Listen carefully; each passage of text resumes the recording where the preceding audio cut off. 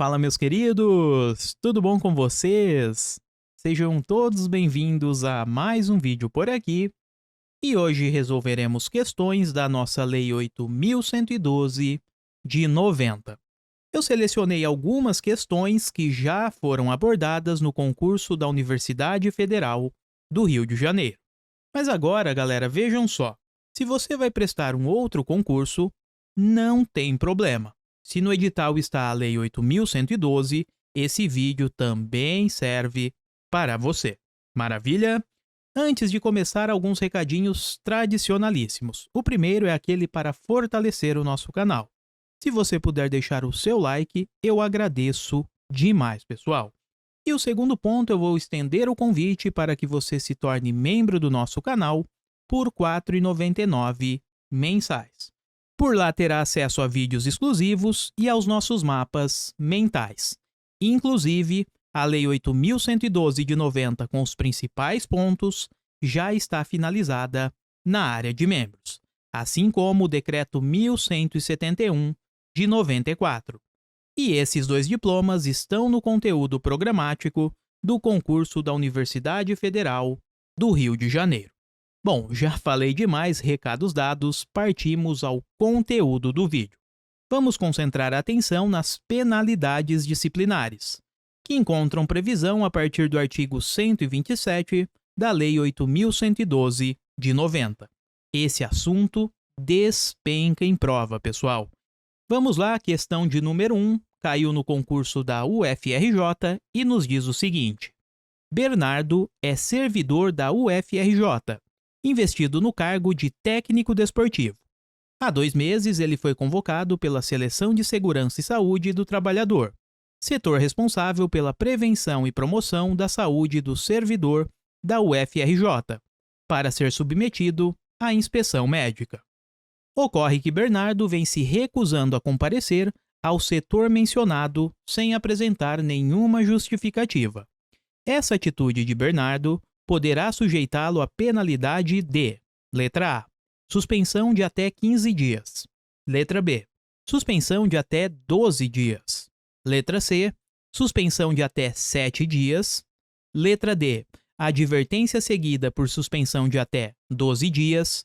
E letra E, advertência seguida por suspensão de até 7 dias.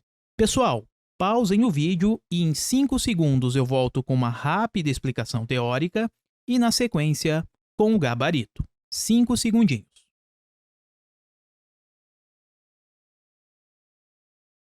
Bom, vamos lá, pessoal, contextualizando o assunto. No artigo 127 da Lei 8.112 de 90, encontramos as penalidades que podem ser aplicadas ao servidor. E estão aqui, ó.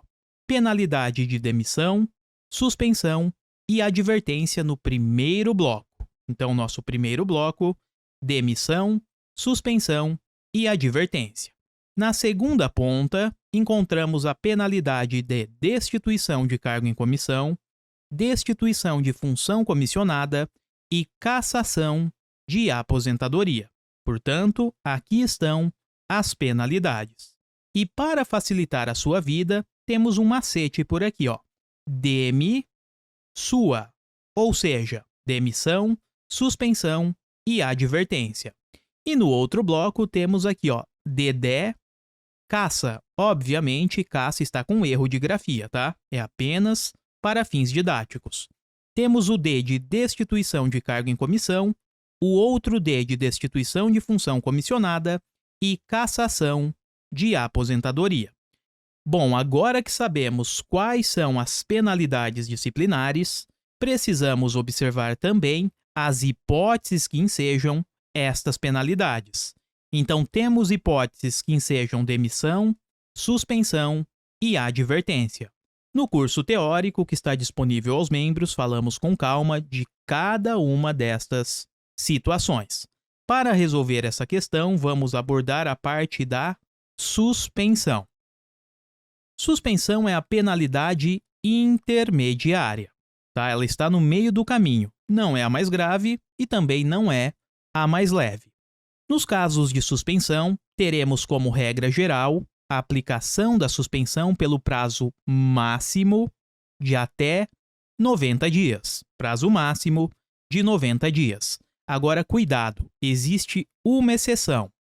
Se a hipótese for de inspeção médica, recusa a inspeção médica, teremos a suspensão por até 15 dias e não mais por até 90, ok? Então, cuidado com esta exceção por aqui. E temos ainda que a suspensão é a única penalidade que poderá ser convertida em multa, a critério da administração, e esse valor da multa corresponderá a 50% do salário ou remuneração do servidor. Agora, o mais importante é conhecer as hipóteses que ensejam a suspensão. Pois bem, aqui estão. São elas, pessoal. Ensejará a suspensão do servidor público se ele cometer a um outro servidor, ou seja, repassar a um outro servidor, atribuição estranha ao cargo que ocupa. Então, a atribuição é dele, é do próprio servidor. Porém, ele repassa essas atribuições a uma outra pessoa que é estranha àquele cargo. Isso não pode e ensejará a suspensão do servidor, pelo prazo máximo de até 90 dias. Segunda hipótese de suspensão: reincidência em advertência. A advertência é a penalidade mais leve. Agora, se ele reincidir numa advertência, ou seja, ele pratica mais de uma vez um ato ensejador de advertência. Neste caso, o que era para ser uma advertência será agora convertida numa suspensão, tá? Então, reincidir em advertência ensejará a penalidade de suspensão, também por até 90 dias. Terceira hipótese de suspensão: quando o servidor recusar, então a recusa, a inspeção médica. Recusa a inspeção médica, a questão falou sobre isso aqui, ó. Recusa a inspeção médica, enseja suspensão. Cuidado com a exceção por aqui, ó. Neste caso, pessoal, como é uma hipótese excepcional, a penalidade de suspensão não terá o prazo de até 90 dias, mas sim de até 15 dias, tá? Portanto, por aqui encontramos a única situação de suspensão que enseja uma penalidade por até 15 dias. Até 15 dias, ok? E a última hipótese que também gera suspensão é quando o servidor exercer atividade incompatível com cargo ou função ou ainda incompatível com o horário de trabalho. Portanto, aqui estão as hipóteses de suspensão. E para que você não esqueça mais, lembre-se do seguinte: o servidor ele corre da suspensão, ou seja, vai gerar a penalidade de suspensão quando o servidor cometer, então o co aqui, ó, de cometer a outro servidor, atribuição estranha ao cargo ocupado. O primeiro R vem de reincidência em advertência. O outro R de recusa à inspeção médica. E esse E de exercer atividade incompatível com o cargo ou função ou ainda com o horário de trabalho. Maravilha? Bom, agora sim, com essa rápida revisão, vamos voltar à questão. Ela está falando de inspeção médica, ok? E diz que Bernardo vem se recusando a comparecer. Opa. Inspeção médica está aqui, ó. É sim uma hipótese de suspensão. E vimos que, neste caso, a penalidade de suspensão será por até 15 dias. Afinal de contas, é uma exceção. Com isso, precisamos localizar a penalidade de suspensão por até 15 dias. Gabarito, letra A, de aprovado. Vamos avançar para o item de número 2. Ângela é servidora da Universidade Federal do Rio de Janeiro, investida no cargo de programador visual. Recentemente, ela participou de uma atividade de editoração de textos referente a provas de concurso público para essa instituição. Por ser uma atividade que exige sigilo, a revelação desse segredo sujeitará a Ângela à penalidade de: letra A, destituição; letra B, exoneração; letra C, suspensão; letra D, demissão e letra E, advertência. Rapaziada, 5 segundinhos e já voltamos, novamente. Primeiro com uma revisão e depois com o gabarito. Bom, vamos lá, pessoal. Mais uma vez, estamos diante das penalidades disciplinares. Falaremos um pouquinho sobre as hipóteses de demissão, ok? Vamos rever esta exposição que já foi abordada lá no curso teórico. Bom, as penalidades disciplinares que ensejam a demissão estão no artigo 132 da Lei 8.112 de 90. E são elas. Primeiro bloco por aqui. Temos que o servidor será demitido quando usar recursos da repartição para fins particulares. Outra hipótese que enseja a demissão. Caso o servidor cometa crime contra a administração pública. O abandono de cargo também enseja a demissão, assim como a inassiduidade habitual e a improbidade administrativa. Temos ainda que gera demissão quando o servidor revelar segredo que se apropriou em função do cargo. Então vejam, revelar segredo que se apropriou em função do cargo. É exatamente o que a questão diz, tá? Mas vamos rever outras situações ensejadoras de demissão, aproveitando a questão para revisar. Também enseja demissão quando o servidor praticar corrupção. Insubordinação grave também, a acumulação ilegal de cargo, emprego ou função.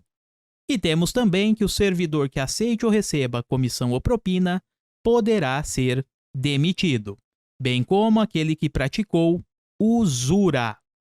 E ainda encontramos no artigo 132 outras possibilidades de demissão. Quando o servidor atuar como procurador ou intermediário, for desidioso, participar de gerência ou administração em empresa privada, valer-se do cargo para lograr proveito, ofender fisicamente a servidor ou particular, exceto em caso de legítima defesa, e, por fim, incontinência pública ou conduta escandalosa na repartição. Todos estes casos ensejam a penalidade de demissão. Agora vamos concentrar a nossa atenção no item de número 2. Voltando para a questão. Vejam, galera, a questão pergunta qual a penalidade para a revelação de segredo. Vimos nesta parte aqui, ó. Revelar segredo que se apropriou em função do cargo enseja a penalidade de demissão. Com isso, o gabarito é letra D de dado. Avançando um pouco mais, vamos para a nossa última questão deste vídeo. Bora lá! Paulo é servidor da Universidade Federal do Rio de Janeiro e nos últimos 12 meses faltou 47 dias, alternadamente, sem apresentar justificativa. Para efeito de aplicação das regras contidas no regime disciplinar dos servidores públicos federais, considera-se na assiduidade habitual a falta ao serviço, sem causa justificada, por letra A, 50 dias, consecutivamente durante o período de 12 meses. Letra B, 30 dias, interpoladamente durante o período de 12 meses. Letra C, 60 dias, consecutivamente durante o período de 12 meses. Letra D, 60 dias, interpoladamente durante o período de 12 meses. E letra E, 30 dias, consecutivamente durante o período de 12 meses. Mesma sistemática, 5 segundinhos e já voltamos com o gabarito e com uma rápida revisão.